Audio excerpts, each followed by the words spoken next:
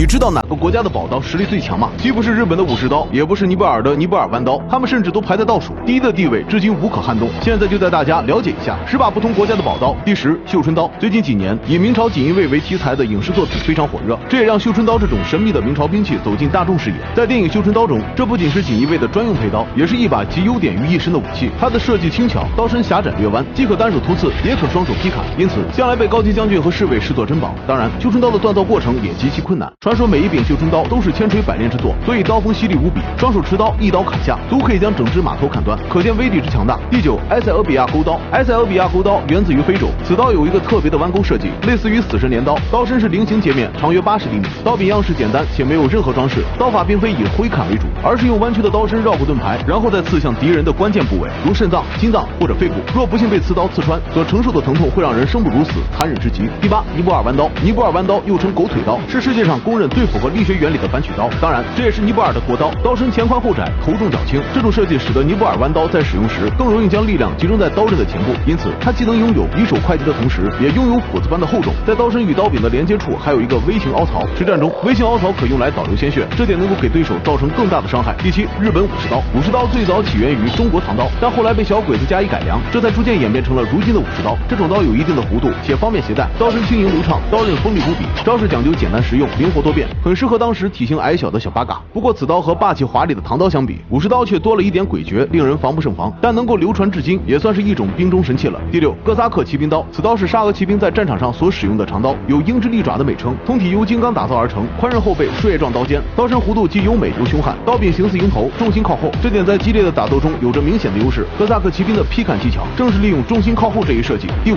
唐刀。这是一把在唐朝时所诞生的宝刀，不仅具有强大的攻击性和灵活性，而且展现了中国古代工匠精神的精湛品质，曾一度被誉为中国刀的巅峰之作。此刀因其锻造手法而闻名，它采用的是非常著名的包钢法，这点使得刀的硬度和韧性都有所提升。当然，唐刀最大的特点就是耐用和破甲。唐军之所以能在对内对外战争中取得胜利，可以说唐刀功不可没。第4，苗刀。苗刀是一种双手持用的长刀，因其刀身修长类似禾苗，故此得名。这种刀一直都是皇家御林军持有，所以又称御林军刀。刀刃锋利，威力极大，并且既能当枪使，又能当刀用，既可单手握把，又可双手持柄，这样便于发挥腰背整体力量，使其威力达到极致，所以非一般兵器可抵挡。可以说设计得非常巧妙，正所谓一寸长一寸强，一寸短一寸险。第3，陌刀。陌刀的历史最早可追溯至唐代，它是由步兵使用的一种长柄刀，堪称10步杀一人，千里不留行。不仅刀刃锋利无比，杀伤力还非常强大。最初陌刀是为了对付突厥而生，所以它也叫斩马刀，是一把以步制骑的高阶神器。传言陌刀仅需一刀即可将人马锯碎，不过陌刀锻造工艺极为复杂，因此在军中仅有少数精兵得以配备。第2，大马士革刀。大马士革刀源自于印度，刀刃极其锋利，削铁如泥，吹毛即断。实战中，大马士革刀能将敌军连盔带甲一劈两半，就像砍瓜切菜那般。毕竟此刀表面拥有一种特殊的花纹，名为穆罕默德纹，它是属于花纹钢中的铸造型花纹钢。这种花纹能够使刀刃在微观上形成锯齿，故而使得刀剑更加锋利。但是由于印度的种种原因，铸造型花纹钢也莫名的消失了，这也使得大马士革刀变得异常珍贵。第1，生锈菜刀。菜刀是一种常见的厨房用具，然而当它作为武器时，却几乎没人使用。但切勿小觑这看似普通的厨房利器，正所谓武功再高也怕菜刀，特别是生锈菜刀，其威力之强大令人咋舌。毕竟此刀不仅锋利无比，还自带破伤风的附魔效果，一旦斩中人体，轻则筋骨寸断，重则生命垂危。因此在如此多的兵器中，看见菜刀都要避让3尺，所以将它排在第1，大家没有意见吧？